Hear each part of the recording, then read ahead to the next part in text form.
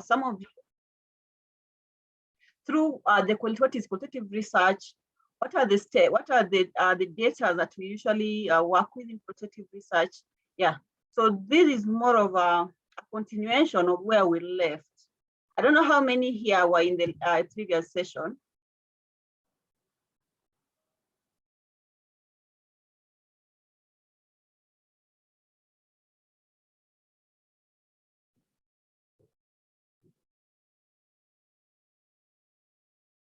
Oh, you can raise your hand.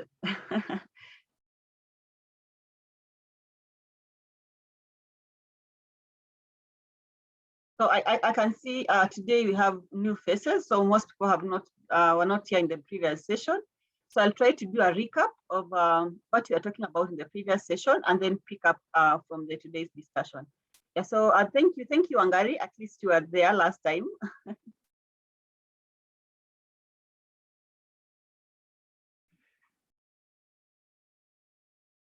Yeah. So so as we wait for Aurelia to share the slides, Aurelia, you can broadcast the slides for me. Yes. Yeah. 1 minute. I'm just downloading them. Then we start off. Then it would be nice to know who right now is working on qualitative data. You can put on chat what stage you are in analyzing qualitative data, so that as we talk, we are able to speak to your needs as well. So put on chat, where are you? Are you now collecting data? Are you now moving through the data? So just put it on chat so we know where we are. 1 minute, Peris. I think today my internet is slow, but we are there. We are almost there.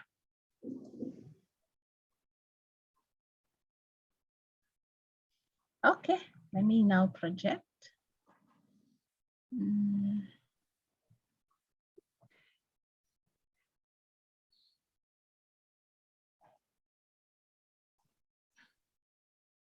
Yes, keep writing where you are with your data. I can share the slides. You can enable me to share. Okay, thank you.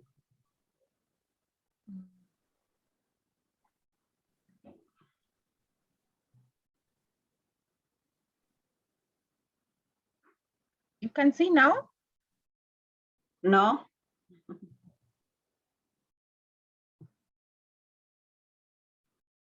Now?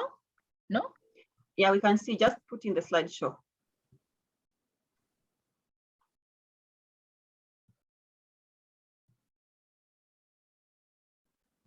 One minute.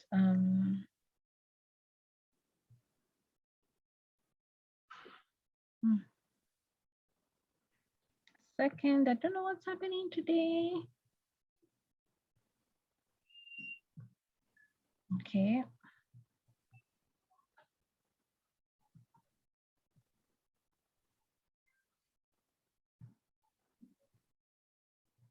There we go.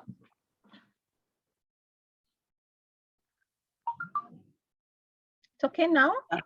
Yeah, it's fine. Yeah. So thank you so much, Aurelia.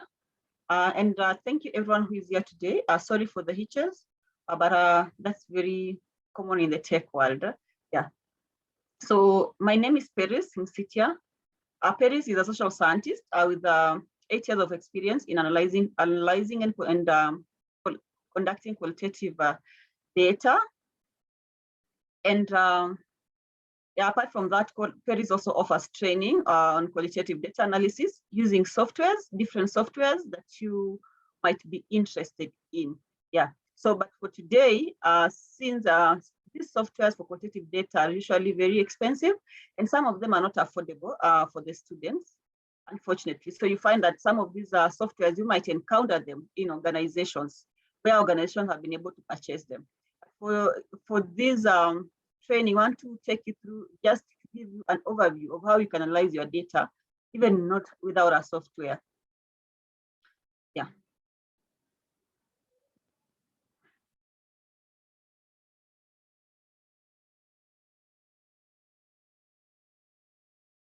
Okay. Yeah, thank you, Aurelia. I go to the next? Yes, please.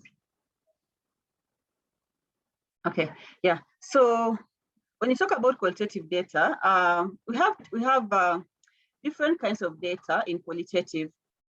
And maybe using the chat box, I would like us to juggle our mind, because I can see from the chat, some of us have done qualitative research already. Some of us are doing a data collection. So what are these kinds of data that we usually have in qualitative research? Maybe you can put that in the chat box. So this is an interactive session. So I'd like each of us to interact.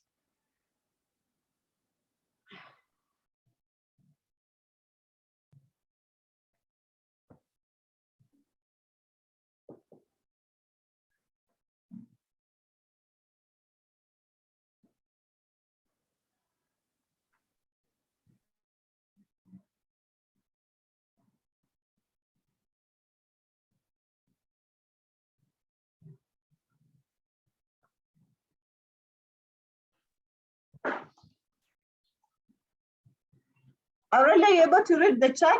Is there any response? Let me see, what do we have? So when we asked where people are, we have Ephraim is collecting his data. Wangare is, I need to derive a qualitative journal article from a mixed method research. Mixed methods, Wangari. Melan is now with data collection, preparing her code book. I think what Peris is asking, what types of qualitative data have you come across? What types, even for those who already have some data, what type of data do you have? Because that's what we want to begin unpacking in terms of the types of qualitative data, because there are types. Just try. Maybe when we say types, it doesn't ring a bell, like, oh, are there types? Just try to see so that we can be able to go through. Anyone? Don't be shy. This is a learning space. Okay, good. So we have, Jeremiah says we have audio recordings of interviews. Wangari says we have photos, we have videos, we have stories, we have theme words. Yes, keep them coming. One more person. What types of qualitative data are people likely to have, or are you having at the moment? Data with common themes. Okay. Thank you, Wangai. So I think over to you, Peris. I think we have some responses and we can now talk about them in deeper in the process we are following today. Over to you. Yeah, thank you so much, Wangai, and thank you everyone for the response. Yeah, so before when you talk about analyzing qualitative data, we need to understand what is this data that you're talking about. So we have different kinds of data. And I can see most of us already have this data. We have recordings, that is the data, we call it raw data. We have interviews, recordings of interviews, recordings of FGDs. We have field observation notes that you can take if you're doing ethnography. That's also kind of data. We also have data on field notes. These are notes that you take when you're doing an interview, or in another name, you can call it debrief notes.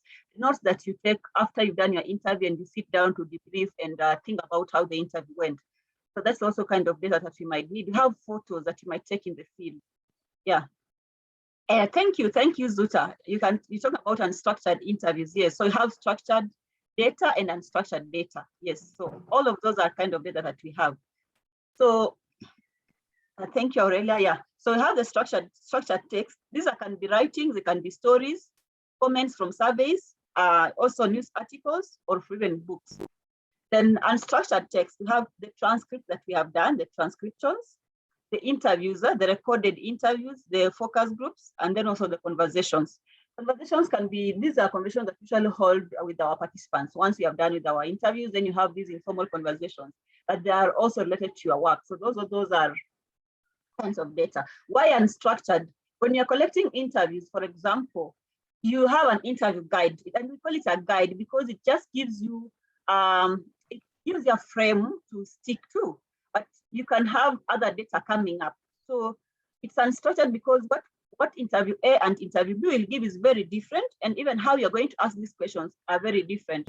So your questions are going to be pegged on, in qualitative research, the question that you ask the participant is usually pegged on the response. So the response that is given gives you an opportunity to probe for more responses, and also it gives you an opportunity to change the questions if there is room. If you realize that these questions are not responding to your needs, or there's new questions that are coming up, you can add them. So we call them unstructured texts. Then we have the audio recordings. This can even include the music. If you want to, we have people in literature who will want to analyze a certain music genres. Yeah, and then we have video recordings, the graphics, pictures, visuals, the pictures that you take in the field. So all of this is the data that we are having already. So we are assuming that you have gone to the field and you are back from the field and you're having all this data with you. So what do you do with this kind of data with you? I can see a hand for Simon. Simon, I'll get back. Yeah, so we can just go to the next slide. So when you have all that data that we have talked about, you have all those interviews, we have recordings, we have field notes, we have photos. So you need to organize your data by having an inventory. An inventory is just a catalog that you can design you as a person to give you a better organization of your data. So you need to organize and label all your data. You need to come up with a labeling procedure so that you don't lose your data. Remember, you have, I'll give an example. You did an interview with a female teacher in Kakamega. So apart from the interview, you have the recordings of that interview, you have the transcript of that interview, and you have the field notes for that interview, and you have photos even for that interview. So for this one interview, you have 4 kinds of data with you. So you have to give it a name so that you are making it different from the other interview that was done for a male teacher in Kakamega. So how do you label it? So I'll take you to the next slide. On the next slide on how to label your data. But why do we do this? To keep track of our data so that we are not mixing it. Remember, qualitative data, some of them are recorded. So if you record an audio and you come back and you're like, this audio, was it for Kakamega or Kilifi? Assuming you're doing in 2 sites. So you don't want to have such kind of mix up. So you want to organize your data with the labels that will give you a clear outline of what kind of group is this and where was it data collected and when was it collected. So when you have organized your data, you need to keep an entire set of your data, the backup. So you have organized your data in folders. So you need to put this data in a backup. So you need to have the data in a laptop, and also the same data should be kept on a drive elsewhere. Why do you need that? Because at some point laptops can crash, something can happen, but with this backup, you don't go back to interview this person again. So you need to keep a copy of the data set elsewhere for backup as long as you're working on that data until you think you finish. But I don't think you can finish analyzing data because things keep coming up. So you need that data somewhere for quite some time. Mostly we usually say we usually destroy data after 10 years in the ethical from the ethical concerns. We usually say we'll keep this data for 10 years and after that we'll destroy it. Yeah, so after 10 years we are allowed to destroy that data. And managing this, you can organize your data manually or electronically. So manually, how do you do it manually? You have FGDs. Let me assume you are doing a study in Kakamega and Kilifi. And let me say you're having Teresa, Kakamega, Kilifi, and Busia. So you have FGDs, you have in-depth interviews, you have key in-depth interviews with the key informants, and you have the in-depth interviews, and then you have the FGDs for Busia, Kakamega, and Kilifi. So how are you organizing your data to make sure that this data is in a central place? So manually, you'll have folders. You'll have files for Kilifi, files for Kakamega, files for Busia. Under these files, you'll have a FGD file, IDI file, and key informant file. And even you'll have a file for your field notes. Yeah, that is manually. And the same will happen electronically. You'll create folders. You'll have a folder for FGDs. FGDs in Kakamega, how many were there? FGDs in Kilifi, how many were there? For you to keep track of your numbers, remember in your proposal, if you're going to do, as you said, you will do 10. So if you're not keeping track of your work, you'll end up not having enough of, or maybe having missed some data. And not just even recording this data, you need to know, is this complete or not complete? You have had instances where some interviews are incomplete, not because of your fault or interviewer's fault. Something might have come up. You are in the interview and this person was called and the person had to stop the interview and go. Or the person said, I can't continue with the interview because the information is voluntary. So such a thing happens. You need to note, I have 30 FGDs. Yeah, all of them are complete, or one was incomplete, and the reason for incompleteness. Why was it incomplete? The participant got an emergency call. The participant withdrawn in the middle of the interview. Yeah, the participant went quiet. So you need to have those reasons. I've had instances where I've had them myself. Yeah, the participant just tells you, I don't think I'm going to continue with your questions. I'm done. And you're just at question number 2. So, and that you cannot say you're going to replace that person. That was an interview, count it as done. So you say, I did an interview, but this interview was incomplete because of these reasons. And also in research, we say that those are findings. Why was the person lying? So you need to have those reasons for you to help you do a write-up. So this is how you can organize your data electronically and even manually. So manually, just have your folders, have them numbered and given labels, and then also electronically have a table to track your work. How many are you doing in Kakamega? How many FGDs are you doing in Kakamega? How many FGDs are you doing in Kilifi? 1, to avoid overlap. 2, to make sure that you have the exact number of interviews that you wanted. If you're going to interview men, you are making sure that I'm getting the number of men that I wanted. Because you don't keep track of that, and then you end up losing such kind of information. And remember, in qualitative data collection is part of data analysis. How you start putting up these things together will inform your analysis that you're going to do. Yeah, so the same with the interviews, the notes. So how we name them, the way you will name a recording is the same way you name your field note, is the same way you will name your transcript. So for example, I'll give an example. Type of an interview, this is an FGD. Type of the participant, they are FGD men. The file name is an FGD men, FGD, MAs are the site of the test, men 2. Audio IDI, FGD, MA, men 2. So you can see the file name and the audio name is the same. The file name is the name of the file, that file for this particular interview. The audio is the name of the recording, the recording is named. So the recording and the file name is named the same. If there is field notes, you will give it the same name. So for this particular interview of the FGD for men, you will have the recording, you'll have the field notes, you'll have the transcript, all of them having the same label. So that is your labeling your work and organizing your work. So that is transcript. For men, you'll be having the audio recording, you have the transcript, you have the field notes, you have observation, field observation, you will have photos. That is one, you put them together. Again, you move to the next, you'll do the same. So that when you come, when you're doing your analysis, you're like, this is transcript 2 for men 2. And I can't get this transcript very clearly. I need to look for the raw data. So you go to the recording and listen to the recording. And that's why you need both your transcript and your recording at hand when you're doing your analysis. So you can't do away with any of them until you have finished the analysis. And the same with field notes. Why are the field notes very important? Field notes are mostly taken by note takers. When you're doing an interview, there's a facilitator and there is a note taker. The work of the note taker is to take notes. So these notes, they come in handy, but maybe the audio recording, there was a noise, it was noisy, or the audio recording went off, or there was a disconnect in the recording. You'll go back to the field notes and check, what was this person saying here? Because I can't get clearly from the audio. The recording is not clear. So you got the field notes. So those field notes are very important.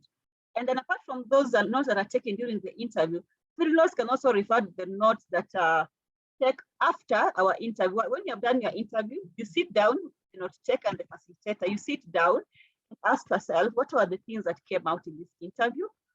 Is there anything that was strange? Is there anything that you think we can follow up? So those are also notes that you take. So you take them before you move to the next interview, so that by the time you're going to the next interview, you have already an idea of what people are talking about. So what am I saying? You need to reflect, sit and reflect during data collection to enable you have a free synopsis of what you expect in your data. Next. And it's also important, just a minute, it's important to have the place of the interview on also when you're doing the organization, because you might want to see, okay, where was this interview done? So if you interchange the data, you might do analysis and you give up a wrong representation. This data might be in Kakamega and you are reporting it for Kilifi. And Kilifi and Kakamega have different setups, different cultures, so they might not be the same things. Then the place of the person who did the interview, contact, why? When you're doing the analysis, we are assuming you didn't do the interview. At some point, even if the research is yours, you can do only 1 or 2 interviews. You can't do all the interviews. You will need help. If someone is helping you to do the other interviews, you have their contact. Why? When you'll be analyzing your data and you find that some things are missing, you will call the interviewer and ask, here I'm seeing some gaps. What happened, or what went wrong, or what was the participant saying? So then, because the interviewer was in the place, the interviewer is in a better place to explain to you the scenario. So you need their contacts. Person who did the transcription, you need their contacts. Why? So you try to read your transcript, and this transcript is not resonating to the recording. You ask them, whatever is typed is not what is being said. Am I missing something? Yeah, so these are people, you'll still keep them with you until you finish your analysis. And I'm glad some of the people I work with are in this team. And we have had scenarios where I've called them, I'm asking, what happened here? Why are we having a disconnect? The recording is not clear. Do you have field notes on what this person said? So the interviewer will say, yeah, I think at this point they were saying this and this. So it's helpful for you as an analyst at that particular moment. Yeah, over. Next. Yes, just to, as we reflect on the learning, let us also hear from on the chat, reflect on how have you been organizing your qualitative data? What are some of the challenges you have faced in terms of organizing them?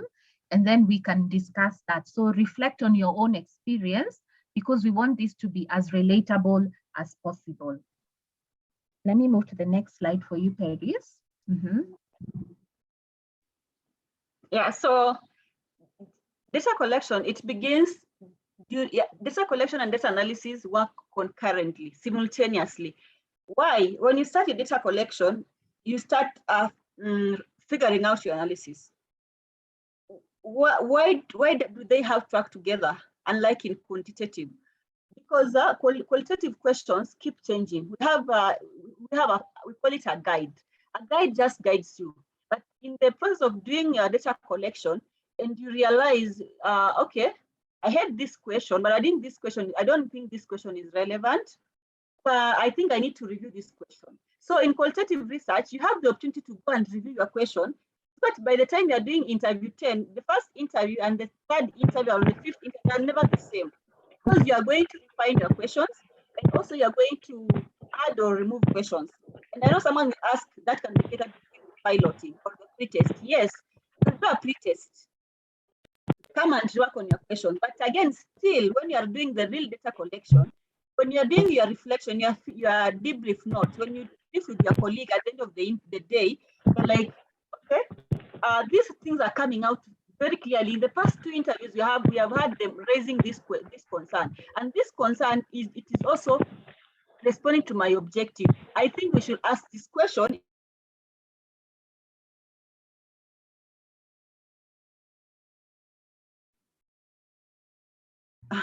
Peris, I muted you. I was muting someone who was noisy. Sorry. That's fine. Yeah. So you can add a question or remove a question, and this can only be done when you are sitting down to reflect. To do a reflection.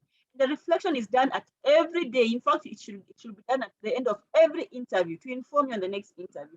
Some of the questions that I use for reflection, I ask myself, what are the key themes that have come out from this interview? For example, if you're doing interview on causes of child labor, so you'll be like, what are they saying? Poverty, education. Then there's something coming out like border guys using. Guys are like, I didn't see this coming.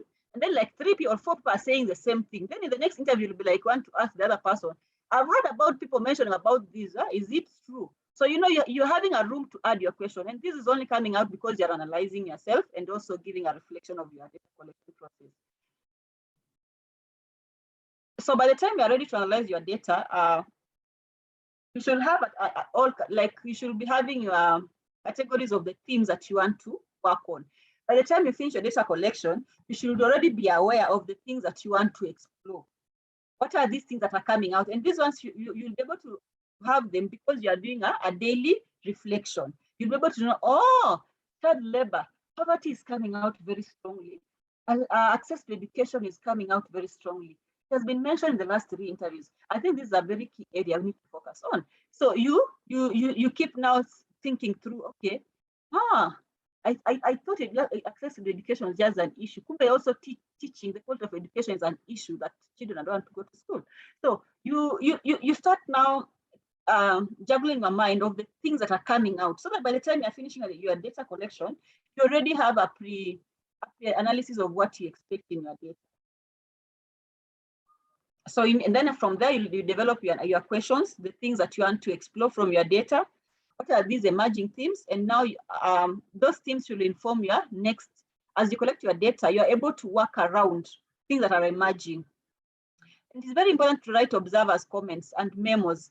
Memos are your own ideas and your own judgment, I'll say. So after doing your interview, you have discussed with your colleague, you need to give it an inner eye of a judgment. Like now, to me as a personal researcher, what is this thing telling me? So you can analyze it deeply in terms of social issues. So being in the ground, it enables you to give an inner eye. So you can write down those memos and also write what you observe in the field. Just document them, because these are the things that are not in the recording, but they are very important. Next. So so we have different kinds of analysis. We have the phenomenological analysis. This usually addresses the researcher's experiences of a phenomena as well as that of a participant. So what is my experience and what is the participant talking about? Then you have the grounded theory. This is mostly used when you want to generate a theory, and it uses mostly the researcher performs selective coding. So you are doing selective coding, you don't use all the data because you're only looking for things that can intersect to create a theory that you are interested in, or a hypothesis that you are interested in. We have the ethnographic analysis, where the researcher also is able to, you pre-employ a pre-existing categorical scheme that you can drive from your data using either your own perspective or outsider's perspective.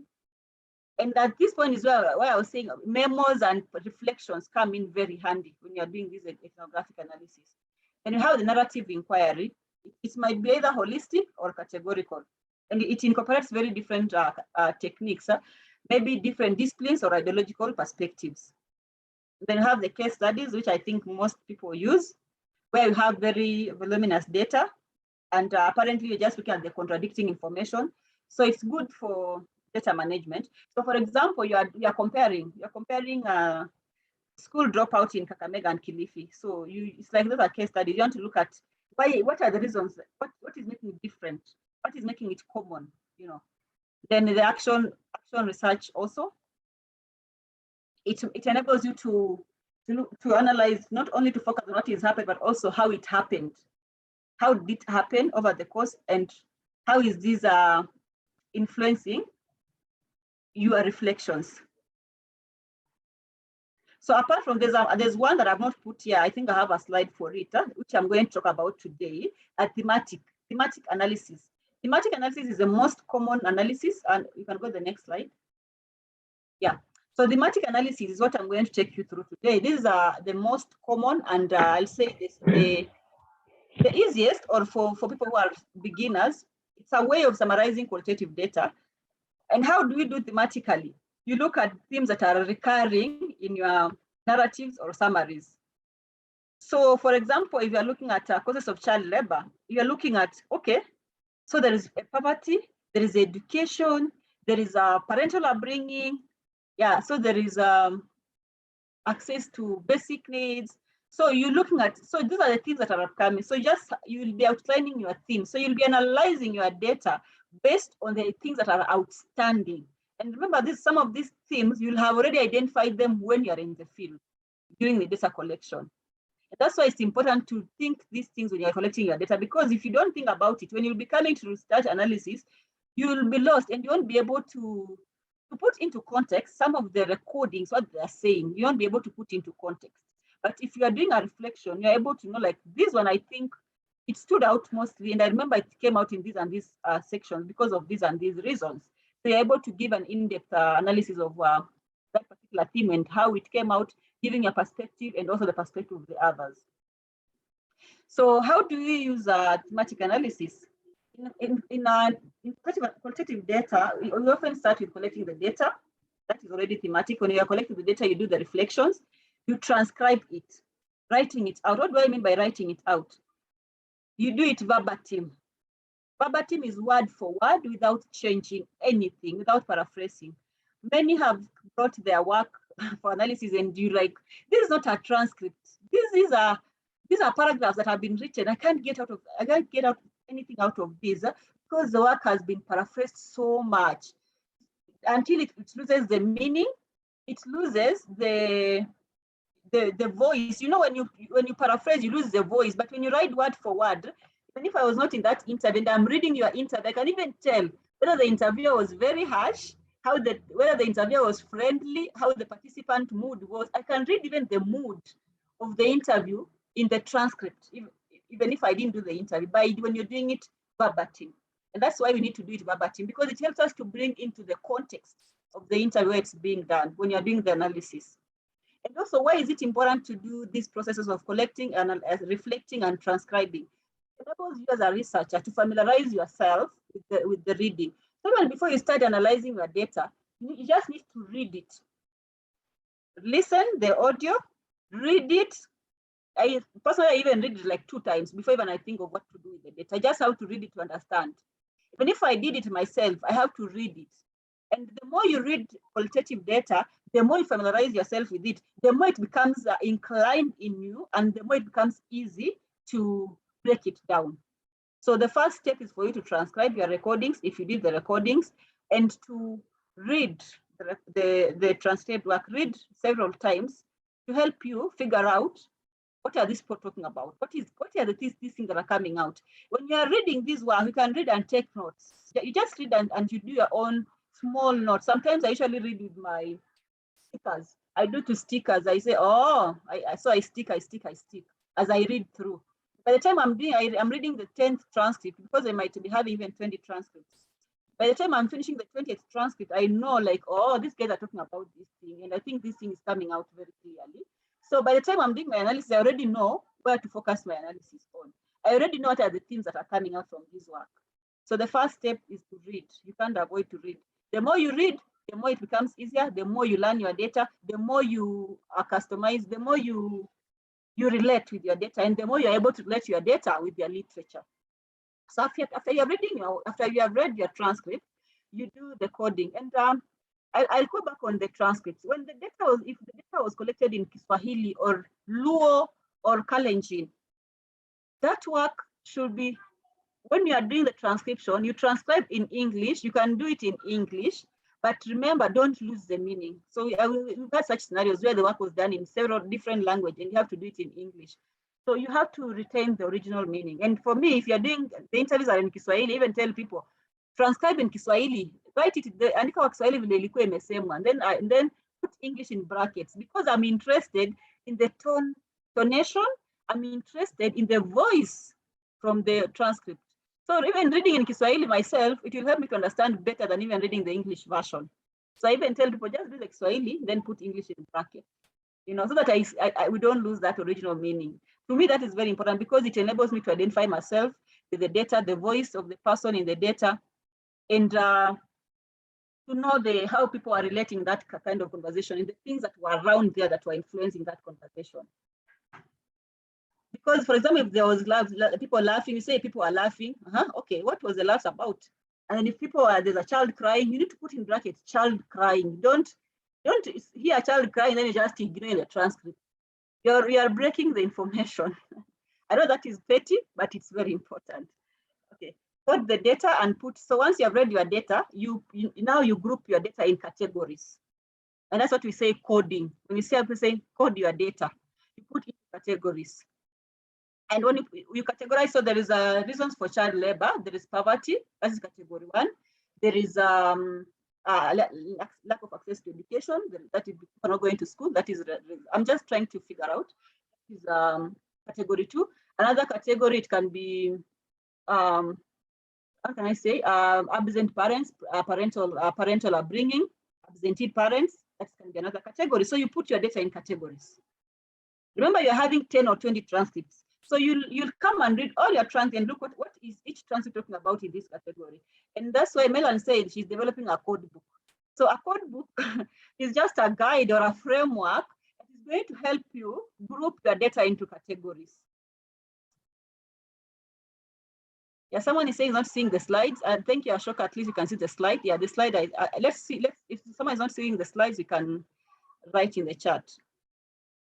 So after you have categorized your work into categories, you look for things that are recurring, mostly in each of those categories. So we have different levels of analyzing qualitative data. That's fine, Aurelia. Yeah. So there is the concrete description of observable data.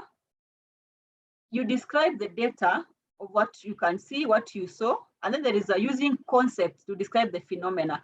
Yeah, the concepts now, these you are drawing and making inferences, developing models. So you are looking at the data, how it was said, what was being said, and you bring in now your literature.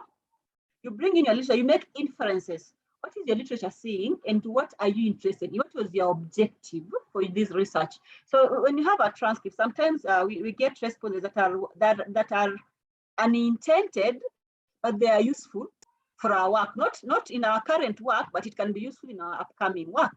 So you code that work, you code it differently. But whatever you want to use for this particular data, you will code it in the current code book.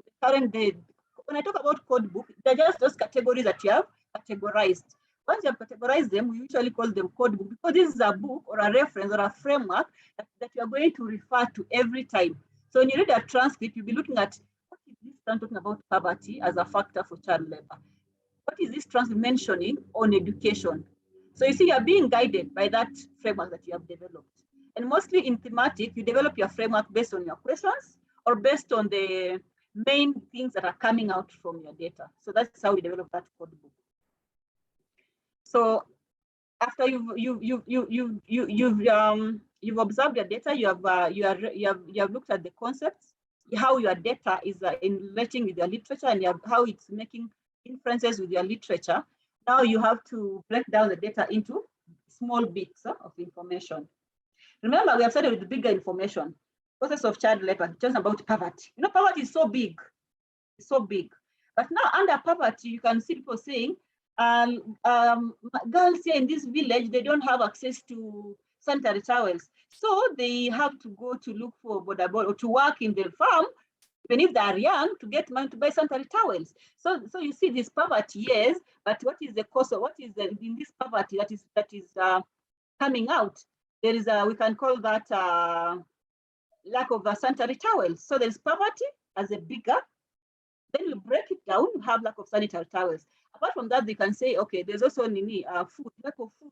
They don't have food to eat. Their mothers are not there. So they have to go to look for food. They have to work in the farm to get food. So there is also food. That's another thing under poverty. So you have poverty as a bigger chapter, but now under that, you are breaking tiny informations into tiny nodes. We call them nodes. Now in this particular, nodes these are small bits of information that we are assigning into the bigger categories. I want to take a breath and see if we are together.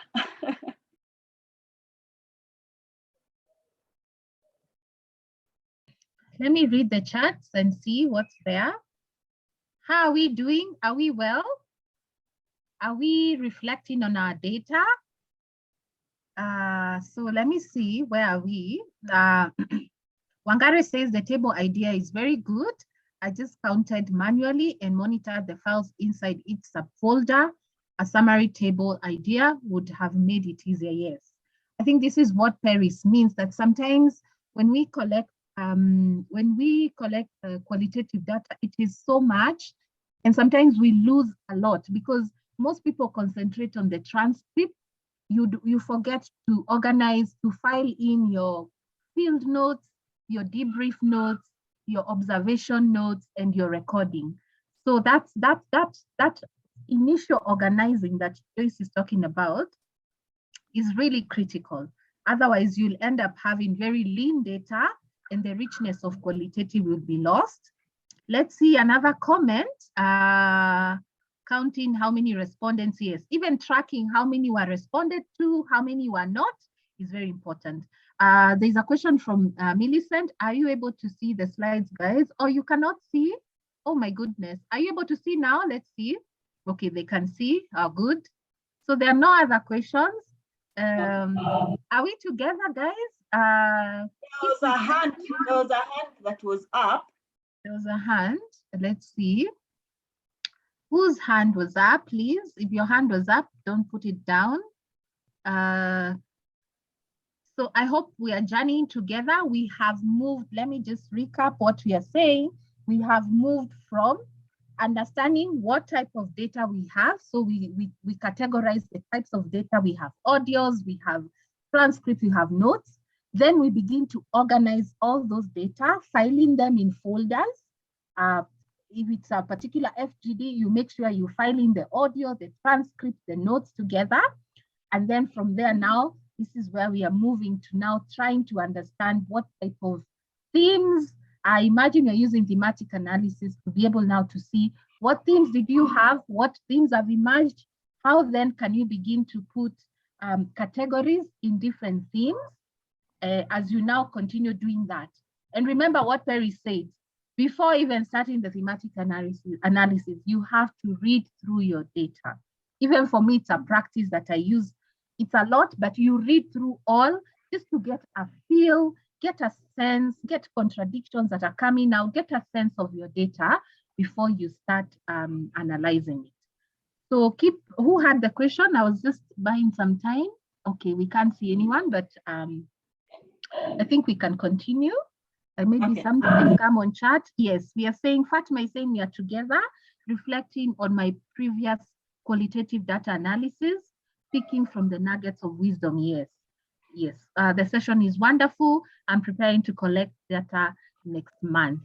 Okay, so Peris people are reflecting, and we will discuss more once we finish the presentation. Yeah, thank you so much, Aurelia. So we can continue. So what we've done, we've had you've gone to the field, you've come back, you've grouped you have organized your data in folders, whether in files manually or on a laptop or on the folders. You have your folders ready. Now you have read your work.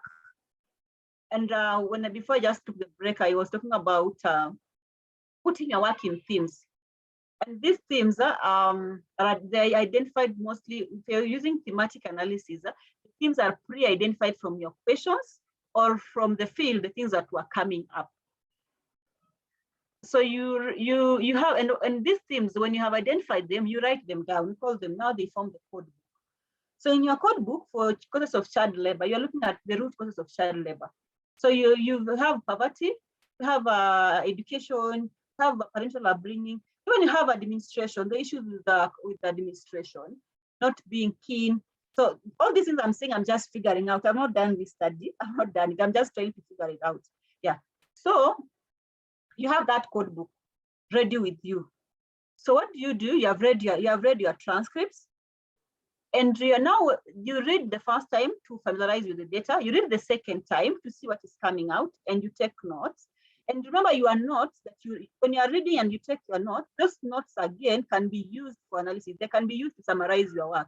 Those are your reflections, they are your thoughts.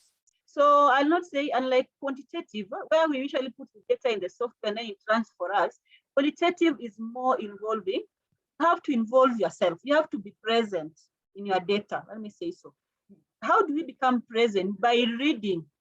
I'll share with you, honestly, by the time you finish analyzing your data, you'll have read it like 10 times. The same thing, the same transcript, you have read like 10 times. Because you'll read, group, come back, read. So the more you read, the more it triggers your mind on what are these people saying. Remember we say in qualitative, we're looking at how it is said, where it is said, the context. What is the context of the information? What is how is it being said? Then is it a personal idea, or is it an individual idea? When this person is speaking about the girls not being able to access sanitary towels, is it only her girls, or is it all girls in the community? So is it a representation? So those are the things you juggle your mind when you are trying to identify these themes when you are reading your data. So the more you read, the more you try to put into context such kind of things. And that is now how you dip yourself in, you have to immerse yourself in the data. Even if you're using a software, you'll have to immerse the software helps you to group your data and to show you visuals, but believe you me, the software does not run the data for you. You will have to read even if it's in the software. Yeah.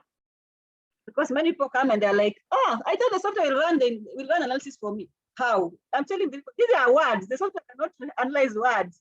It can only tell you how many words are in this transcript, the number of words, but it can't tell you what the words are saying. So for you to say what the words are saying, then you have to really immerse yourself in that data to understand what these words mean and how they are said in which context. So you create your themes, and then you identify sub-themes. So for example, the main theme is poverty. The sub-themes, you're having access to sanitary towels. So another sub-theme, you can have food access. These are just sub-themes that are responding to poverty. In education, lack of access to education, you can have, there's no space in school for children, they stay in the tree. Some of them, maybe they lack uniforms, lack of school materials. So those are sub-themes under the main theme of education. And you need to ensure there is consistency in the themes. These themes have to be interrelated. But remember, they are responding to your objective. So you're going to get something absurd outside. There need to be consistency and interrelated. Then you need to explore the depth of these themes. How deep, in terms of depth, I'm meaning you give it explanatory, like how wider, is it a major theme, or can I compress it to fit this other theme? Because what happens, you can have a code book with these themes outlined. You do your first line coding, usually say first line coding. When you finish your coding, you come back and record again. You record what you coded. You're like, okay, I think I had put this point, the access to sanitary towels here. And then I think this point, it's more of social services. So I think I need to have it under social services. So you move this point to social services. Yeah, so you're still doing analysis, but now you're looking at the index of these particular themes. Is this really giving you the flow, or can this be reorganized to somewhere else? Yeah. So when you're doing the coding, now the coding is assigning. So you have the themes. So you're assigning the information. For example, what did they say on access to school? What did they say about school? Maybe someone said, my child doesn't have, the child said, I don't have books for school, I don't have uniform, I can't go to school, so I just have to go to work in the farm to get money. So you see, that statement is what you code. You code under that particular theme. I think if we had a transcript, or if we had a table, practically it would be better. Maybe I'll show you practically as we move on. So we have types of coding. We have the open coding. Here you just categorize you find the concepts and categorize them. You're categorizing the concepts: poverty, education, this, and then under this you have this and this and this. Then we have the axial coding. Now in the axial coding, this is more of a second level coding. Once you have done the first level coding, you have put the information in each of those themes. You'll come and look at the relationship between the categories. How is education related to this poverty? What is the relationship? Are there certain sub-themes that are showing a relationship? And also at this point, also you're looking at your literature. Remember, even if you're analyzing your data, you are guided by your objectives, the research objectives, and the literature that you are drawing on for analysis. So as you look for the relationship, the interrelationship, you need to also, you look in with that inner lens, the literature lens, and also objective lens that you're working with. Then you have the selective coding. To account for relationships, you find the core categories. So in selective coding, you pick what you want and you leave what you don't want. Why am I saying that? Sometimes you collect data and you find that maybe you're looking at the process of child labor and people are talking about marital issues. I don't know how to put it. Yes, I know family wrangles, fighting might affect child labor. And then again, it was not your direct objective, but it's coming out and you think this data is useful, but not for this study. So you might code it elsewhere. So you're doing selective coding. But for what you want, you put it in your current objectives. But this other data, you can code it, but under other category. We call them hanging nodes. They are hanging because they're important, but they're not answering your research question. So you just put it somewhere else and you'll come up and look at it later and see what can you do with that kind of data. Yes, it's important, but you are not interested in that. Next, yeah. So when you're doing this categorizing of your data, when you're developing these themes, you need to think about the purpose of your study. And I think I've really emphasized on that. The objective, what was the objective of your study? Look at the analysis through the lens of the studies framework. When I talk about the studies framework, these are the study objectives and also the literature guiding your study. Do open coding. That is the first stage of coding. Open coding, just do general coding, grouping. Actually, coding is more of grouping. You are looking at transcript 1, they said about poverty on this. Transcript 2, they mentioned poverty on this. Transcript 3, they mentioned poverty. So you are taking information from transcript 1, 2, 3, only on poverty. Then again, education. Then again, on maybe parental upbringing. But what I'm saying is you don't take a transcript and look for poverty only. You read one transcript from the start to the end. As you read, you already have your guide, your code book, as Melan said, a code book. So in code book, you already have those sections that you are looking for. So you read one transcript from the start to the end. In this transcript, you might find this transcript has not mentioned anything about education. It's okay. You might find they only talked about poverty and maybe child upbringing and also issues with administration. So you code. You take another transcript. Maybe again, in this second transcript, they have talked about poverty. So as you read every transcript, you take what is relevant and you put in those groups. What is relevant, you put in those groups. If you finish the first transcript, you don't go to the second transcript. You take the field notes of that transcript. What is the field notes saying? Also analyze the field notes in that transcript. Finish. If you have observation, now look at the observation. So by the time you are finishing with transcript 1, you have looked at the transcript, you have looked at the observation and the field notes of that particular interview. So you have a general overview of that interview. Then you move to the next interview again. So ideally, I think you guys are thinking like, hey, that's kind of a lot of work. Yes, that's what we do in quantitative. And that's why quantitative sometimes becomes very expensive to do as a researcher, because the time involvement is not a joke.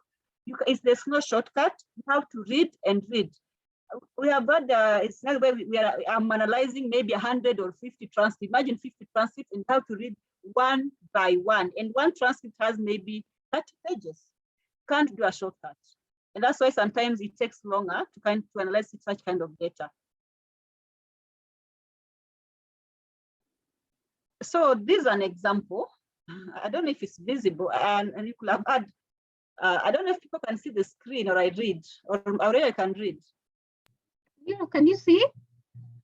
Let's see a yes or no. So we have an example here that has been extracted from a transcript, and it's an example based on a study that was looking at one of the themes is experience of school. So this is what the participant said: I'm always being pushed and shoved by other boys at school. They call me the weed and bat face. Once they threaten to set me on fire. I cannot go anywhere without worrying about what will happen if they're there. So this is what the participant said. And the theme we are looking at is experience of schooling. So the codes that you can, okay, you want to read the codes that you were able to pull out from this, Peris? Yeah, let me just thank you, Aurelia. So this is a typical example of how we do the coding, or how we break information into small bits. So this is just one conversation from a transcript. A transcript is the recording that was typed. Let me be very clear. A recording that was typed. So this is a participant's or an interviewee's views. So this person was being interviewed about school experience. So we have identified this is a theme. The main theme here was oppression. But under oppression, yeah. So I said there is the bigger picture. There is a bigger picture. Then under the bigger picture, you have other things that are interrelated. So I'll repeat just to read. I'm always getting pushed and shoved by other boys' school. They call me the weed and the bat face. Once they threaten to set me on fire. I can't go anywhere without worrying about what will happen if they are there. So you see, this person, if you feel this person is oppressed, is being harassed, is being bullied. So that is your interpretation as a researcher that you are giving to this kind of a response. And the way you can see it is very verbal, it's very verbatim. You can see you can feel the tone of this person or this student, how it is coming out. So there is the major theme is oppression. This person is being oppressed in school. Under oppression, there's an issue with physical aggression. Why they are saying physical aggression? They say I'm always getting pushed and shoved by the other boys at school. That is physical aggression. So you will highlight this physical aggression. You can paint it color red or green and assign it to physical aggression. So that is a code. I'm always getting pushed and shoved by the other boys at school. That is physical aggression. So physical aggression is my interpretation as a researcher, how I'm viewing what this person is saying. Then there is they call me the weed and butterface. So there's that being intimidated or being put down. I'll say being put down. So this person is being put down by being abused. So you can see all that is oppression, but under oppression, I'm breaking it down into smaller bits. Then there is intimidation. I can't go anywhere without worrying about what will happen if they are there. So there's also that feeling of fear and intimidation, fighting, being intimidated by the other, I don't know that they are students, because it's a school experience. This person is being intimidated. So clearly there's a major theme, oppression. Under that, you're having this. So what is happening? This is only one transcript. You can go to another transcript and there might be other things coming out. Under oppression, there might be even physical abuse or really physical abuse where someone has been beaten. So you'll also put that as physical abuse. But remember, this is only level 1 coding. When you have finished level 1, you'll come back and read your work again and see, I think there's physical aggression and intimidation. I think I can put this in, I can call it a bigger name. You see, now you start looking at the interrelationship. But for the first level coding, you're just breaking the information into smaller bits to help you have a clear understanding of what is coming out in your data. So you can see these are your interpretations.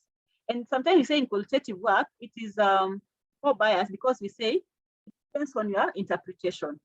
But how do we remove this biasness? We allow people to code the work differently. We can have the same transcript and I give Aurelia to code and also code the same transcript using the same code book. Then we look at what did she put under aggression? What did I put under aggression? So you're able to see, wow. So me, I thought this was aggression, but you thought this was intimidation, So you start looking at how your perceptions are affecting the interpretation of your data.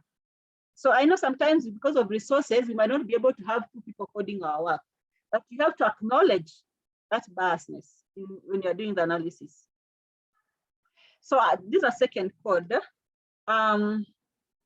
I don't feel able to stand up to them. They make me feel pathetic. I worry about what they will do to me. I hate myself. Can you feel that person, how they are feeling? They're feeling powerless. Their self-esteem has been thrown to the bush because they're saying, I hate myself. So that is self-esteem. I worry about what they'll do to me, anxiety. But remember, all this is still under oppression. So you'll have a table, you'll have operation. Under operation, we're having powerlessness, self-esteem, we're having physical aggression. That is level 1. But later we will come and sit. Now you've done the first, you have brought this information into smaller bits. You will come again and read again the second time. And look at the interrelationships with reference to your objectives, with reference to the literature. Now, what is the interrelationship? What can I merge? What can I do away with? How is this and this coming together? So you combine these pieces of work together. That's now where your background comes in. If you are a sociologist, you look at it or an anthropologist from an anthropological point of view. You know, if you're a sociologist, you're looking from the sociological theories point of view. So your interpretation and your analysis will be now, you bring in your background, your professional background, your understanding of the subject in the literature. Thank you, Charles. You see, I can even see Charles has a different interpretation. I hate myself sounds like internalized aggression. Yeah. So you see, Charles, and that is the beauty of having two people looking at the same work. How I'll see it is very different from how you see it. But at the end of the day, we have the objective that we are working for. So we'll come to an agreement. What do we think is these guys are talking about? How can we refer to it? Then now your background, your professional background comes in very handy, and the literature comes in very handy. You might want to check the literature. What is literature talking about such kind of things? Then now it informs you better. Next slide. Yeah, so this is just an example of a table. We call it a thematic table. So once you have this is the causes of child labor is a major, let me say is a major theme. Under that, you have poverty coming up. Then you have education access. And remember, under poverty, you have those other small bits of information: lack of access to sanitary towels, lack of access to food. We have even dressing is an issue. Adolescents will want to go to dresses. They don't have someone to buy for them new dresses or even inner pants. They'll go to work in the farm to get money to buy for themselves these basic needs. So under these, so how do you organize and arrange when you're doing your coding or your analysis? So you have, this is the theme, the file source. Which file is talking about poverty? IDI men, one has mentioned poverty. IDI women KA002 has mentioned about poverty. Remember, not all the files will be mentioning all the themes that you have. Some of the themes might not be in all the files. Might only be mentioned in 2 or 3 files. I talk about files, I'm referring to the transcript. Maybe poverty might be across 10 transcripts, and education might only be in 3 transcripts, and that is okay. And that's what you are looking for in analyzing. So you have the file source, and then you have the codes or quotes. So the code is what you are assigning to this file. So about poverty, the IDI men 01, they said, some girls, they lack sanitary towel, they force themselves to go and work in the coffee farms to get money. So you see, you cannot stop them and you have no money to give them. So this is a heavy statement that can still be broken down into smaller bits, the way I did that one. But I was just giving a presentation of how you can now, when you're now assigning your codes, so how you can bring them. So under these IDI women, KA002, you'll again come and bring here the quotation, what they said on poverty. So you'll, yeah. Assuming you're doing it manually. Yeah, so this is when you're doing, just go back, Aurelia. This is when you're doing it, maybe using a computer, you are grouping it into tables. You can group in tables like this. So you'll have files, the codes, and the themes very clearly outlined. Another option is when you don't have a software, again, you can print your work. Print your 10 transcripts or 20 transcripts, print them. Put them on a table.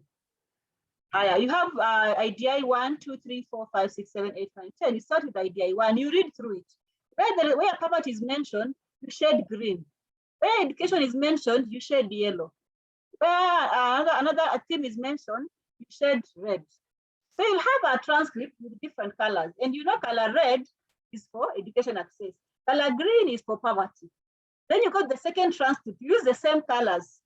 So you'll assign your themes colors. So you'll have, these are themes: poverty, education access, parental upbringing. So you'll assign those teams colors. Poverty is green, education access is yellow, then this one is red. So you assign them colors.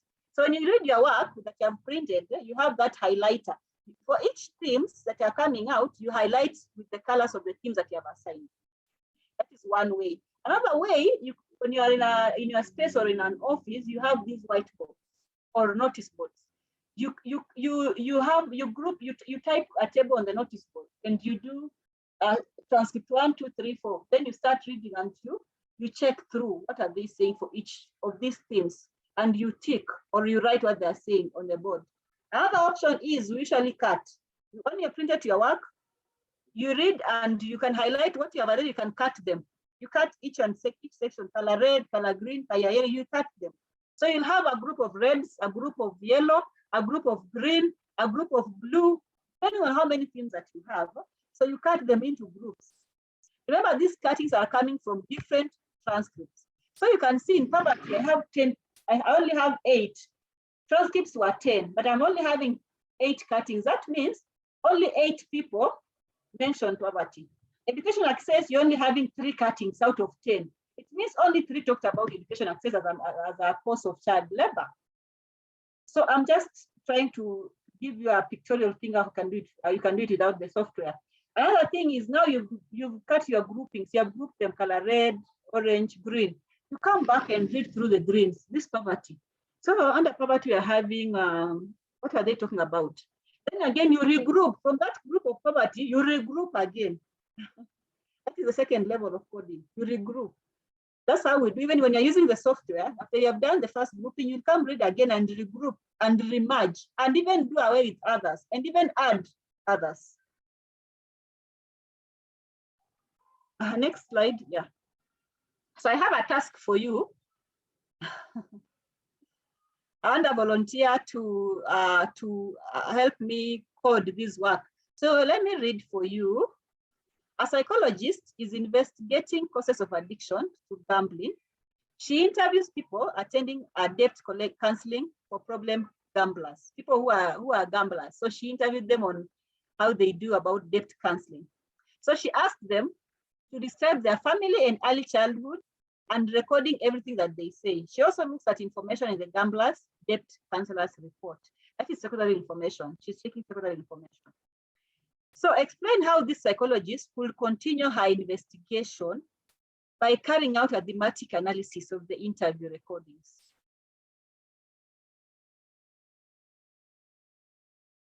You can use the chat box.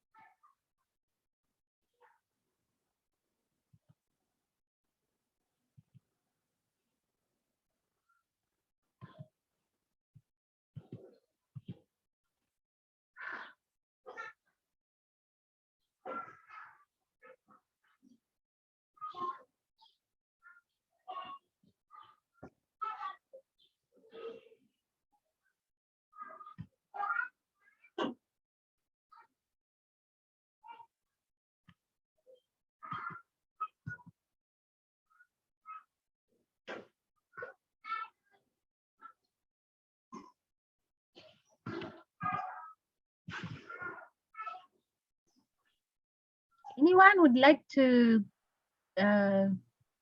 even mention one stage of the process?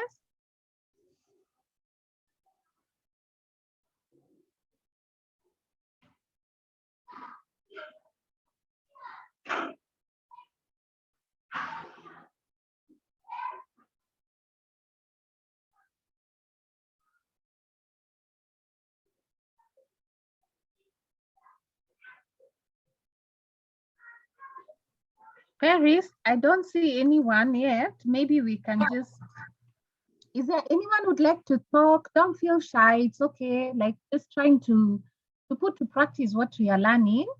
Yes, thank you, Josephat. Step 1, transcribe all the data verbatim, okay.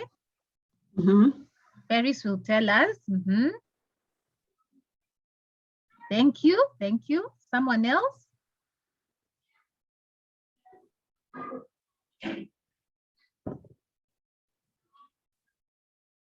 Let us keep going. You're in the right direction. Yes, the first step is transcribe your data.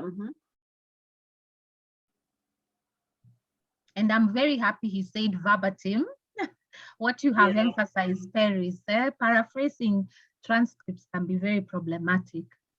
So, anyone else? Someone else? Step 2, just facts. Read all the transcripts several times. Okay.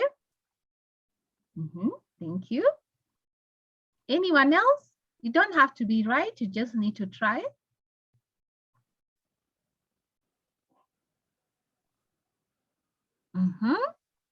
Okay, Dr. Joan says, step 3, arrange the information in themes. Namisi says, step 1, write memos. Okay. One more person, then we take it to Peris to wrap up with your info, with what you have put forward. Anyone else? Any step you feel that the rest have not mentioned? Yes, I can see. Rada says, prepare questionnaire related with the financial crisis. No? Okay. Then we have Josephine says, code into themes and sub-themes. Okay. Thank you, Rada and Josephine. Over to you, Peris. Yeah, thank you. Such a lovely class. I see we're all learning, and it's quite encouraging to see all of us learning. Yeah. So everybody is right. Yeah, so this is another class. So yes, but I'm not seeing. So what you're all saying is right, but remember, this psychology is going to read to have different kinds of interviews with the clientele. So first they'll have to organize the data, and then they're going to do recording. They're going to record the data. Then this recording is going to make a transcript of the interview, which we said, yes, we have a transcript, and the transcript will be transcribed verbatim. Once the transcript is transcribed verbatim, you use the coding to initially analyze the transcripts, yes. Then review the transcripts or codes, looking for emergent themes, the ideas that are coming out that are linked to gambling or addiction, e.g., family, poverty, sensation seeking, influence of peer group. So apart from these, someone mentioned about memos. Memos are very important. They happen from the start of fieldwork, during analysis, and even post-analysis. You keep on writing memos.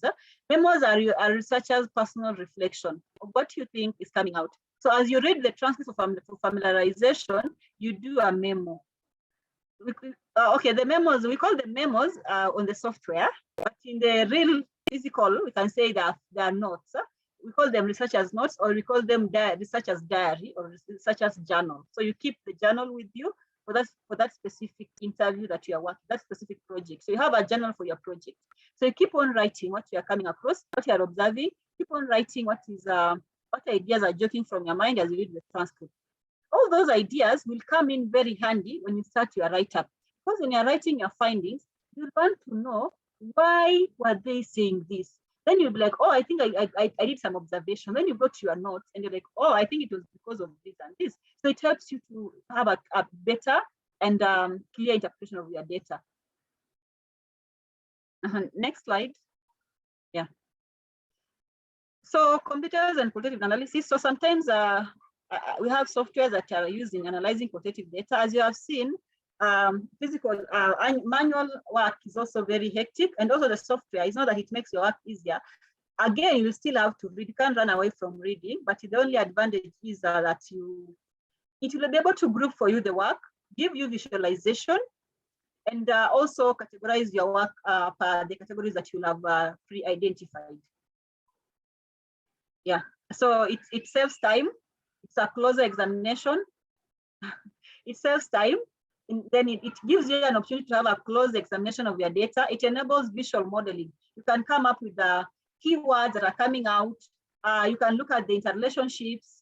You can look, it also allows you to import resources. you can remove things from the software to your document. You can also get documents from online and import that into the software. And so you're able to analyze a bigger, wider documents for your analysis. So it gives, you can even have literature in your software. As you read your transcript, you're also able to read your literature and look at the correlation. The limitations are just that the softwares are very expensive, and then there are also, they are at some point might make you distance yourself from your data. How? Because you're going to learn, you're just going to look at the visualizations, and you're not been able to read the data to familiarize you with it very well. And then you're not going to have a deep understanding of what these visuals are showing you. Yeah. So you've done your analysis, you have grouped your data, so you need to present your findings. So how do we present our research findings? Yeah. So how do you present our research findings? You report your findings using the quotations. We call it the verbatim. You have to quote what this particular person is saying. So you say, my study, the research found out that poverty is a leading major cause of child labor in Kakamega and Kilifi. And like in Kilifi, the education as a factor stood out more in Kilifi than Kakamega. So you see,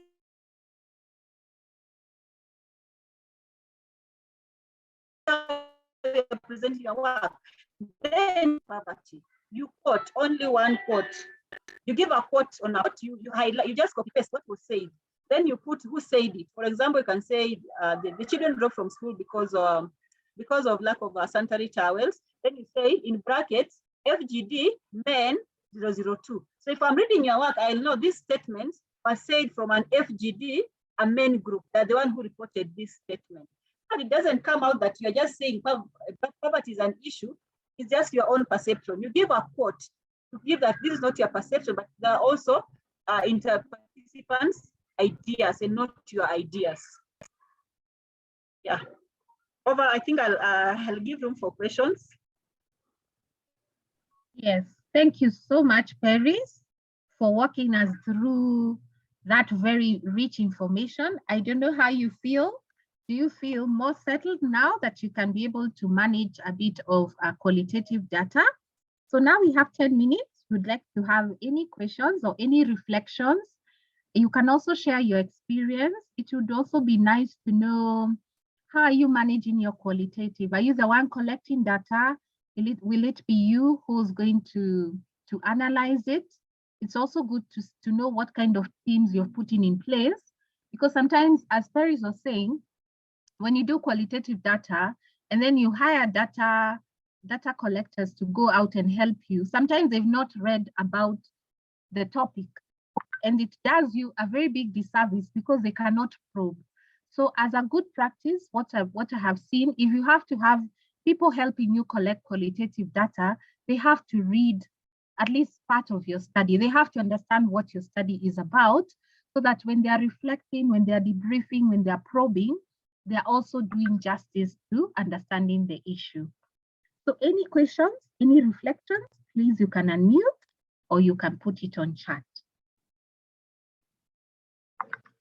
Any challenges you're facing right now with your data? Maybe it's too much, maybe it's not organized. Just share so that we can all learn together.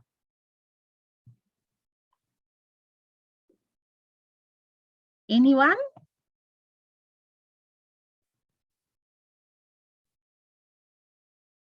And those who are using mixed methods, how are you managing to bring the data together? And it's nice to know. Please feel free. Here we all say we are learning. There is no expert. We are researchers in making. We are continuously being molded. So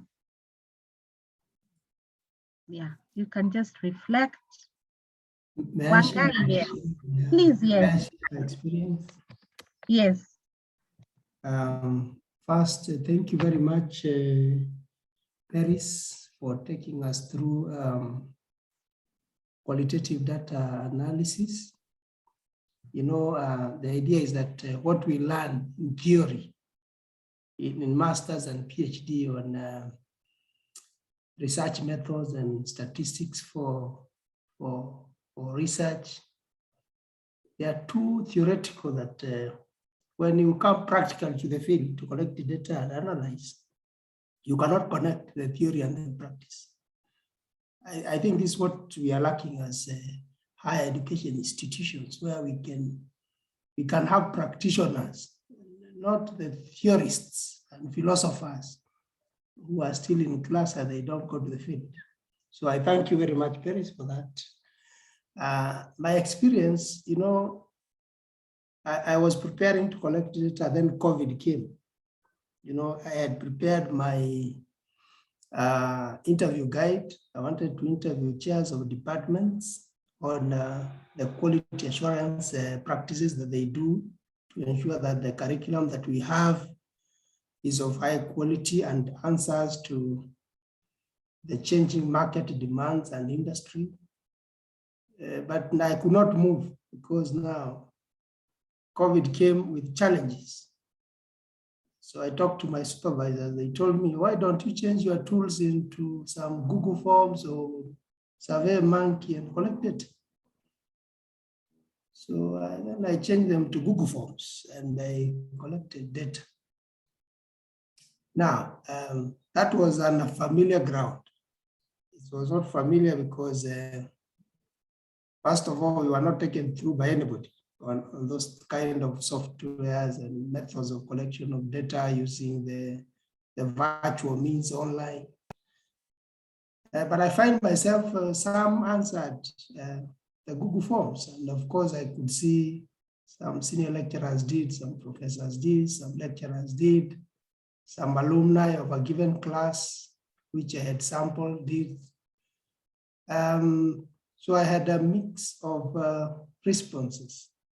And of course, our today's learning, I'm able to revisit and be able to see the coding aspects of it and be able to move forward so that I'm able now to complete the data analysis aspect and complete my report, and probably at one point request that this forum gives me an opportunity to have a mock defense, to give me muscles. Yeah, so that's my experience, Aurelia. Thank you. Aurelia, Yes, Peris. just give me 1 minute to show the presentation. Yes, perfect. How to present the findings. Huh? You can see my screen. You can see my screen? Yes. Hi, you can see my we screen? Can see. Mm. Okay. Yeah, so this study was about looking at the issues that cause pregnancies in not adolescents, but single mothers and young adolescents. Huh? One of the reasons was socioeconomic challenges. So you can see poverty coupled with lack of financial support from the men. So rather than just saying poverty is now when you come to the write-up, you're looking at poverty from socioeconomic lens, from social lens. I don't know if you say. So the social lens of poverty.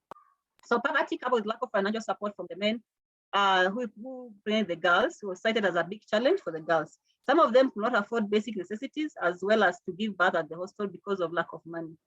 The inadequate financial support left them vulnerable and could not afford to provide care to their newborn babies because of lack of money for health insurance schemes. So remember, for you to, this is the findings. So for me to come out like it's not my words, I have to bring in a quotation. So there's, I had a challenge. I had challenges like not having proper clothing and food. Lack of means to go to the hospital. It reached even the point where I delivered my baby at home. So you see, it comes out clear that these are not my words, but the respondents are the one who have given those ideas. So, and then you give this one shows that these words were being said in a semi-urban area by a girl. So we hide identities. So you don't give who said, but just say is it said in urban, or if you are doing interviews in urban and rural, this interview was done in semi-urban and urban areas. So we know the places, but we don't say them. We don't name the places. then you don't say the name of the participant, but you have to give the person the ID of the ID of the person who said the word. So you give the quote and who said the quote. But the person who said it, you have to hide their identity. The identity is hidden. When I delivered, I had serious financial problems. I have not made any progress since I delivered. Paying for health insurance is a problem, and the father of my baby does not help me at all. I have to fend for myself. So this is an urban girl, IDI 0011. So you can't know the name of the girl, you can't know which urban area is that, but you can tell they're talking about what socioeconomic challenges that they are going through. So when you are reporting, you also report positive and negative. Because you see, here on the contrary, there is one girl who mentioned to have had good treatment from her family, and she never lacked any basic needs. So don't presume that we should always get those negative perceptions. But there are also those positive things. So when you report the positive, you should also be able to report the negative. When you're reporting the negative, you should also be able to report the positives. So you can see what this girl is saying. I could get everything basic I needed in that circumstance because my family began taking care of me when the pregnancy was getting old. I have to say I didn't run into any major problem during the process. So you can clearly see these are contradictory to the others who had the challenges. Yeah. Thank you for sharing that. I think someone asked if it can be included in the slides. We will see, because also some of this data is real data of people, but I think there's a way Peris can anonymize it in a way that we will not know where it came from. We have some more questions. Let me read them because time is also going. We have, there's someone, let me quickly go there. There's someone who says, what can be done in case you lose your audios? So Peris, keep that in mind. When you lose your audios, what can be done? Then Dr. Joanne says, this was very useful and informative. I'm collecting qualitative and quantitative data from an online questionnaire. I'm still analyzing the pilot findings, and this presentation has empowered me to manage my qualitative data better. Yes, absolutely. I am also a qualitative researcher, and it's a lot of work, but it's such rich data. When you do your reports, people will be like, wow, all this from this study. So keep going. And just what you said, I think qualitative research requires less research assistance compared to quantitative research. It is very easy to miss the point in case an error occurs. Peris will reflect on that. I think that is very true. For me, most of the times I even prefer to collect my own data, but if I cannot, as I said, you have to train your data collectors, not just on the technique, but they have to know the subject matter. Otherwise, they'll be very disconnected when they're asking questions. Then thank you. Someone is saying thank you. Wangara is saying, my question on how to cite each participant has been answered by the example in the screen. I see semi-urban girl in bold letters. In my study, I added age information since it was important. Yeah, I think Peris will reflect on that. I think if age is important for your analysis, I think that's okay. And because it's still, you cannot tell a lot from someone's age. You cannot, there's no identifier that you can easily know this is who and who. Then Josephine says, with the examples be included in the presentation, we will discuss with Peris. Jeremiah says, thank you, this is awesome session. Clearly Peris is an expert. Yes, Peris does this for a living. So you're talking to not the philosophers that Wangai was talking about. Peris is the real deal. She does it every single day of her work. So Peris, there are those questions that you could reflect on. Yes, so that I see a hand from Castro after that, and then we can close.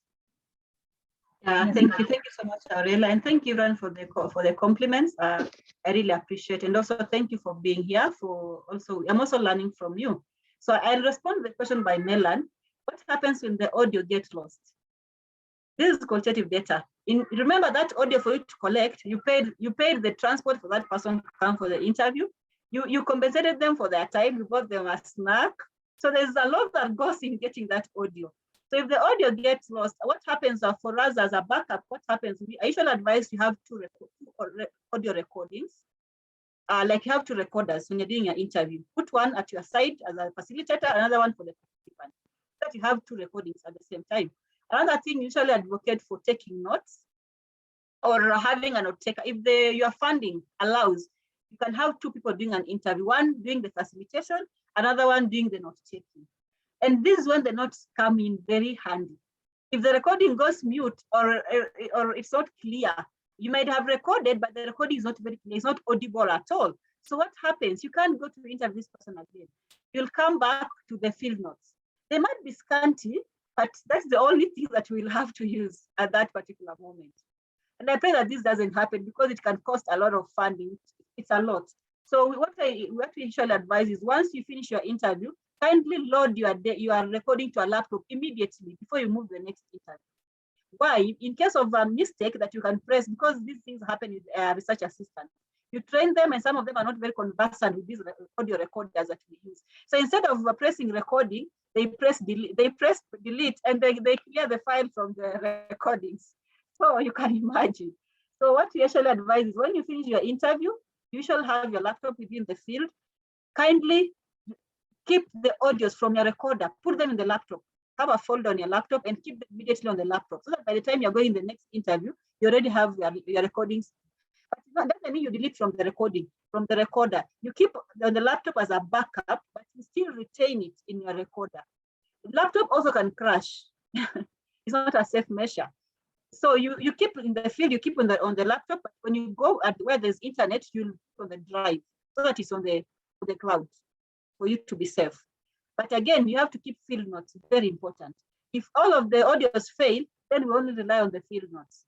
I've had scenarios where interviews were done in Tanzania and some interviews were missing. We had to ask for field notes. And believe you me, they were just like a page, very scanty, but we have to rely on that because there's nothing you could do. There's no audio, there's no transcript, and that kind of interview is already counted in the number of interviews that were conducted. So you'll just rely on the field notes. That's why we encourage having very good field notes and doing them immediately after the interview to have it very fresh and capturing everything that was said.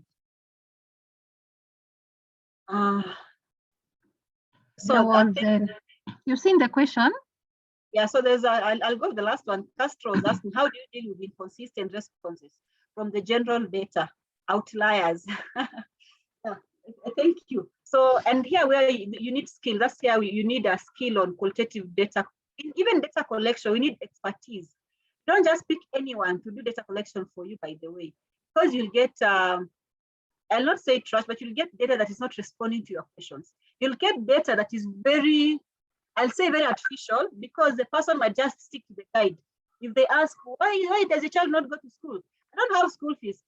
Then she goes the next question. Then this person is not going to probe and ask, you talked about school fees. What about school fees? What is this challenge that you're going through?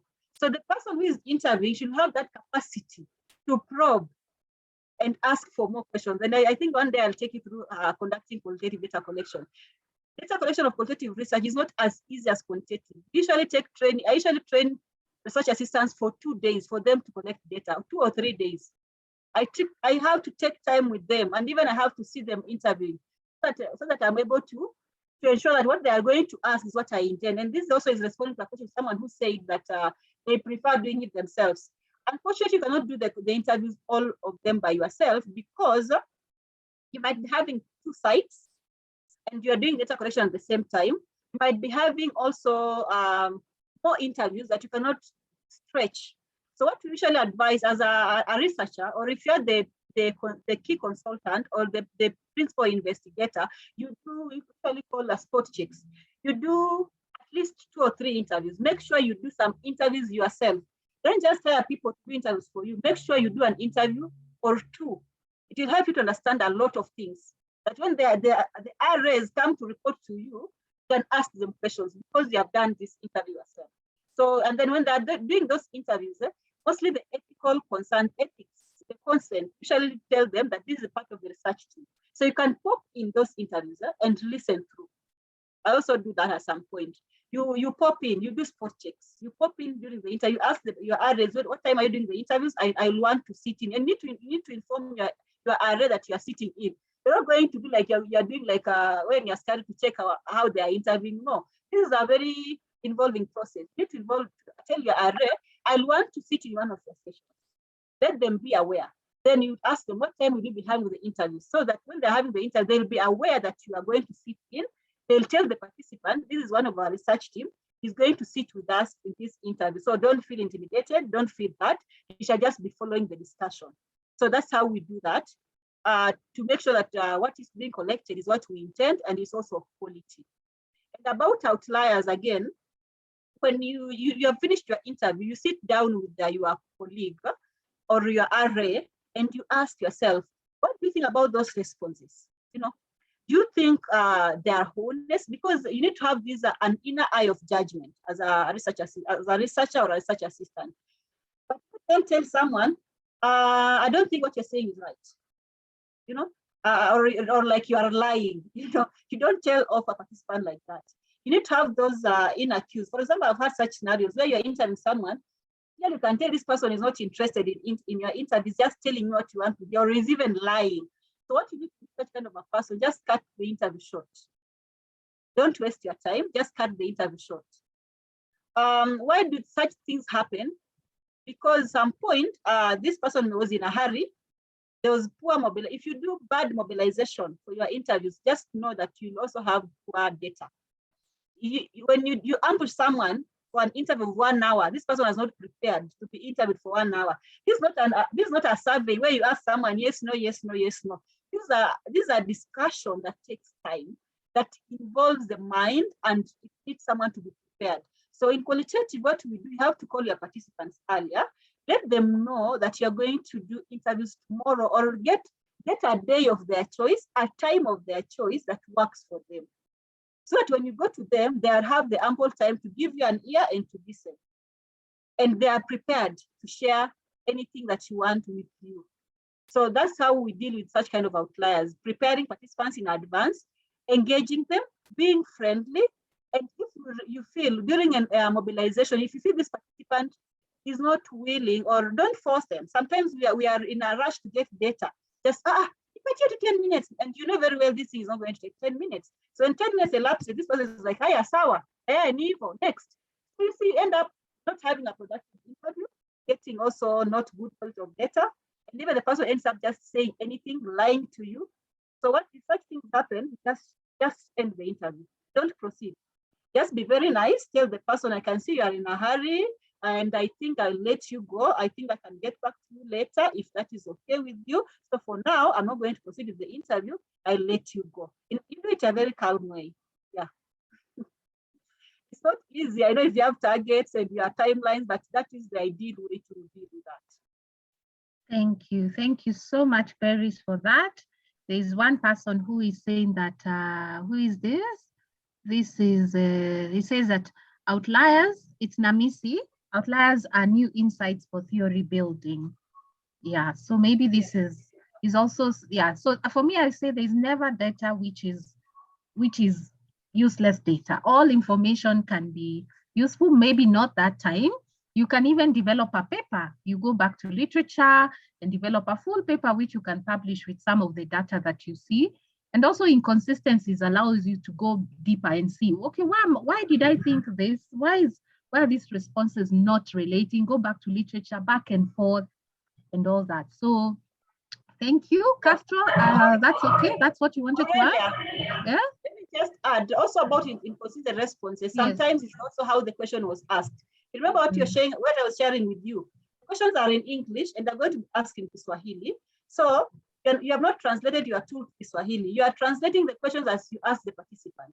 So how I'll translate a question is very different from how Gichuki will translate the question. So you find the question that was well intended, it has different responses because of how it was asked.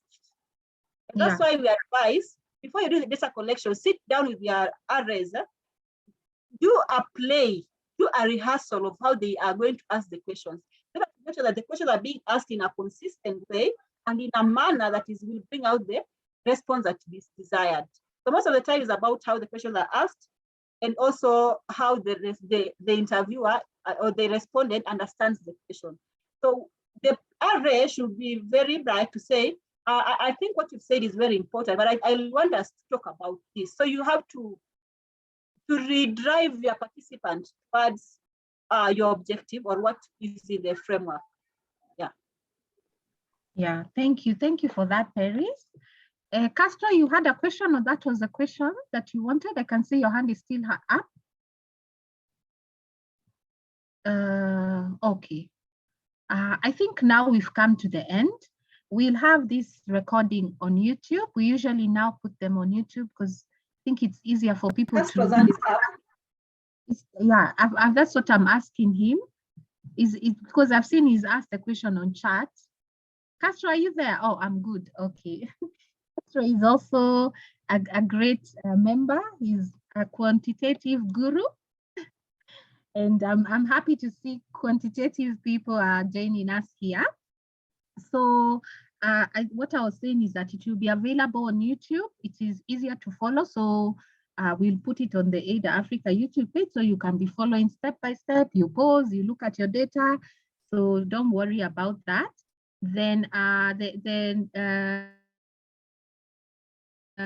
we are thinking of also doing the same for quantitative data analysis, where we go into the practicals of it, because what I have noticed, most of our members are giving quantitative experts, in quotes, their work to analyze for them. And then when they analyze for them, some of them do a very bad job. Then you're left with very poor quantitative data. So we want to have a session where we want to empower you as a researcher. If you will hire someone to do for you your quantitative analysis, you need to know what needs to be done. You need to have also good grounding on what does quantitative data analysis entail, what is expected, what are some of the errors that you need to watch out for. And so I'm making a call. If you know someone who is very good in quantitative data analysis, can they also reach out to us so that we can organize with them to come and empower us so that we are not duped of our money. And I've also seen some people are also lost. So we are looking for that resource. And for us, we always say you don't have to have PhDs to be able to do this. We like trainings like Peris, people who are actually doing them. People who are doing, for us, we find it better than someone who's teaching about it. So give us that resource if you know someone. And on behalf of Ada Africa, we do all these sessions so that we can learn together. Thank you so much, Peris, for now winding down this session. You can also follow a session Peris did on how to understand qualitative qualitative research. You can watch that, it's still on YouTube, and then now you can follow it up with this so that now you can get the full picture of where this journey started. Otherwise, I wish you well, have a good weekend. And if we want to also hear your feedback, so please go on chat and fill in the feedback form. And yes, a lot of thanks from everyone. Insightful, good, insightful session. Everyone is very happy on this Saturday morning. So I wish you well. You can leave at your own pleasure. We'll just stay on for 2 minutes for anyone who wants to unmute and then say something, but otherwise you can now leave. And thank you, Peris, and have a lovely weekend. Yes, Peris, as if you want to be trained on a qualitative software, there's an opportunity. You can contact Peris for that. Those who want to now use softwares.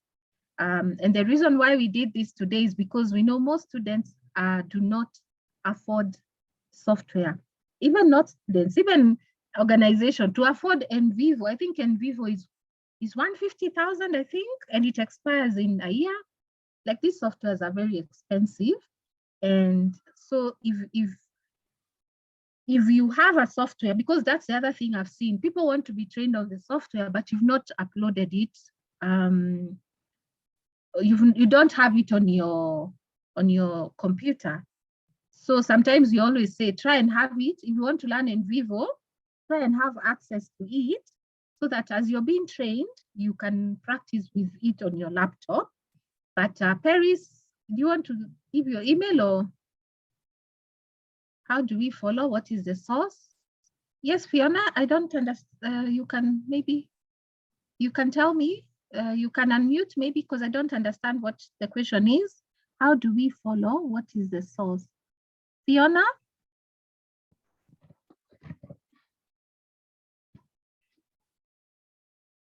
Yes, so Peris has shared her email. That is her email there. You can reach out to her so that you can, if you want to be trained on software. And so for me, I also work with an organization called Nascent RDO, and there we do research, but sometimes I even call Journal Club members who I know have a particular skill to come and also practice there. So sometimes you've seen me calling for, do you have this skill? Can you? So we also try to see how you can also gain practical experience beyond your paper. You know, sometimes if the only paper you did was your master's or your PhD, sometimes that's not enough experience. So once in a while, I also make out calls for those who may want to collect data, who have some skills, and maybe I have a specific area of interest. They can come and join us, and we can engage them in collecting data. And I've seen many people actually really grow as researchers because now they're practicing a lot. So that is good. I think now we'll stop. I'm rambling. Peris, do you have anything to say?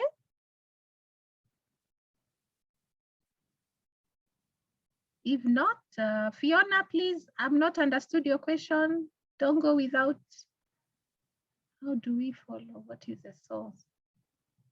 Okay, I don't know. Anyway. Okay, bye-bye, good people. What is the question? What is the question? I can't see it. It's directly to me. She says, how do we follow? What is the source? I'm not sure what the question means. Anyway, Fiona, reach out if you're in the Journal Club. You can always reach out to us, don't worry. Okay, so bye-bye. I'm ending now. Stay well. Bye-bye, thank you. David, you have all the charts and everything we need? Okay, sawa. I think the recording is there. Everything is there. Okay.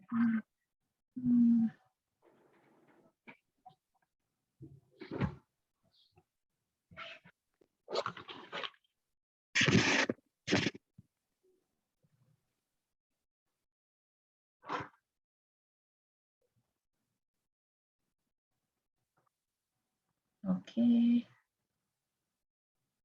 Ending now.